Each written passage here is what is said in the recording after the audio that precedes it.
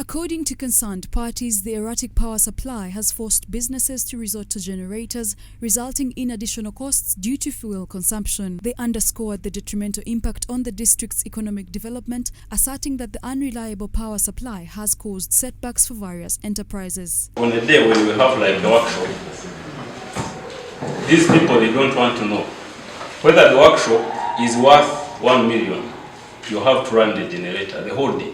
Whether you have money or not, the guests have to get light at night. Much as we try to address this issue, we really need to look at the aspect of now the relation between the Umeme and the community, because they have negative perspective. They know they will not respond. When Umeme goes, in fact, they don't call it Umeme. They call it disco lights. In Kabale, we don't have Umeme, we have disco lights.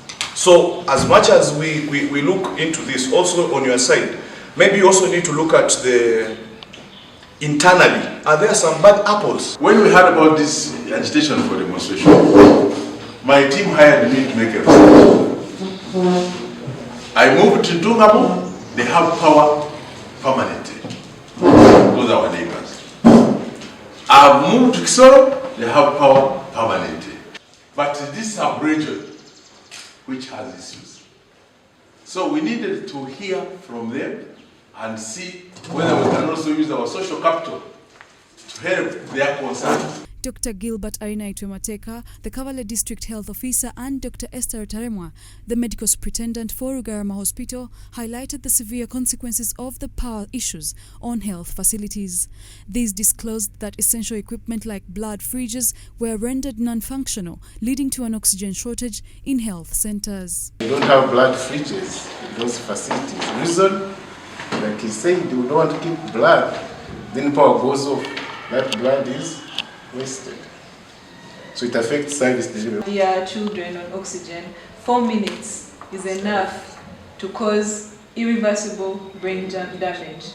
So imagine you have 4 minutes. You're running, switch on a generator, you know that process of the generator, maybe you realize the fuel is not enough, then you go and 4 minutes. And then what Umeme is doing, you're switching it off now, you bring it after 10 minutes. So a baby is getting oxygen now, 4 minutes, they are deprived, you put back, it goes again, 4 minutes again, they are deprived. This child gets permanent brain damage. Abel Ruganza, the Kabale District Police Commander, asserts that the persistent lack of adequate lighting in Kabale town has contributed to an escalation in the local crime rate. When power goes off, criminals enjoy that. And we have always had challenges, especially when we started having these power on and off. We have had these challenges. That's when they are enjoying, they are attacking these areas where there's no power, and we are moving up and down, patrolling here and there. So I request my brothers from Umeme to do something for us, otherwise we are in danger. In response to stakeholders' concerns, Paul Sempira, Umeme's head of operations for Western Uganda, attributed the erratic power supply to trees encroaching on power lines, stating that 64% of outages were caused by transient faults within the main power lines. We were left with the option of calm and crudely or forcefully cut down the trees, which would result in legal and so many other things. We'd have fights. We'd call the DPC to rescue us a number of times if we did that. So we decided that wasn't viable.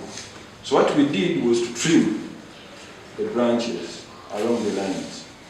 As we trim the branches, they still grow back, and now they have grown. Despite Sempira's explanation, stakeholders remained unconvinced, raising questions about Umeme's negligence in customer care. They proposed a meeting between Umeme and the Ministry of Energy to find a lasting solution to the power outages in the district. We need maybe through chair to see whether we select a team, ourselves and Umeme, we go to Ministry of Energy and ERA and UCDL and see whether we can have this resolved, depending on what they are going to tell us. Expressing his concerns, RDC Nyakahuma warned of potential protests by stakeholders due to erratic power supply, emphasizing the possibility of security challenges arising from investor protests. He threatened decisive action if Umeme failed to comply with resolving the power issues. And their complaint